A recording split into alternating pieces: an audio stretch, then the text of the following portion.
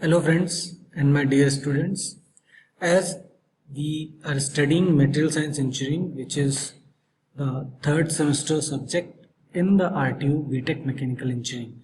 In the last session we have discussed about the properties and we have discussed about the crystal structure, and I have also given you one mnemonic style which is CTO HRMT, means you can learn the crystal structure with the help of this mnemonic term, which is called as CTOHRMT. Hope you can recall it. Okay, so today we are going to discuss about evolution of characteristics of unit cells.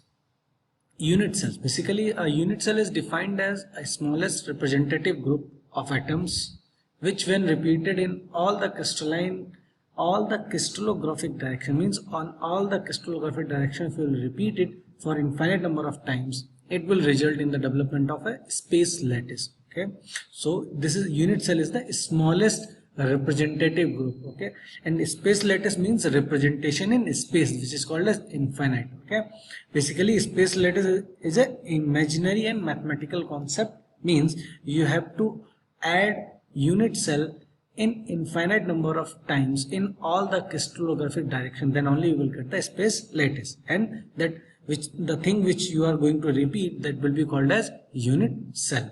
Okay, and basically crystal lattice is a imaginary. Consider it as a family and apply genetic. So choose any small part, it is the same property as crystal lattice. This is due to genetic. Okay, so basically crystal lattice will give you the same properties which are there in the unit cell. Okay, now come to the space lattice. Basically space lattice is defined as 3D network of point in space, and it is also called as point lattice. Okay, it is also known as point lattice.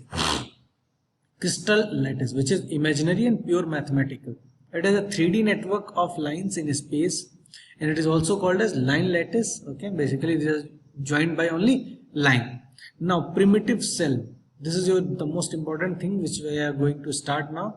Primitive cell, which is it is a simple cubic cell and having atoms only at 8 corners of the cube, means if there is a cube and all the corners are specified or fixed by one simple cubic cell.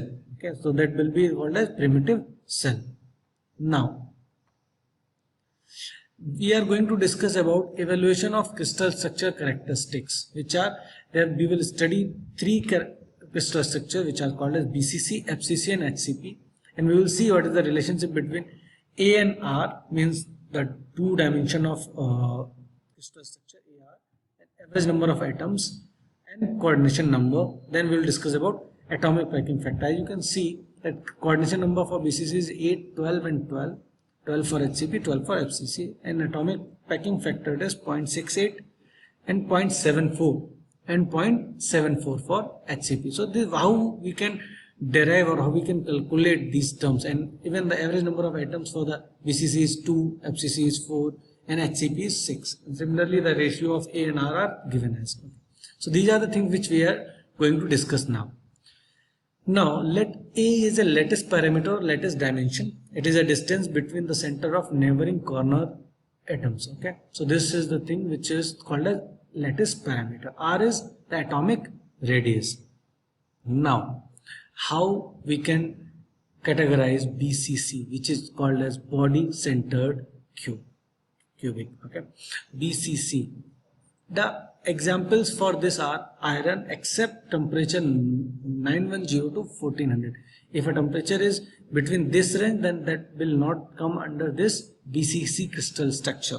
Other examples or other metals which come under this BCC crystal structure, which are tungsten, chromium, vanadium, molybdenum, etc. And these are hard and brittle. Okay, this is the characteristic of BCC metals, means all the BCC character constituent metals which are having BCC character, that will be hard and brittle.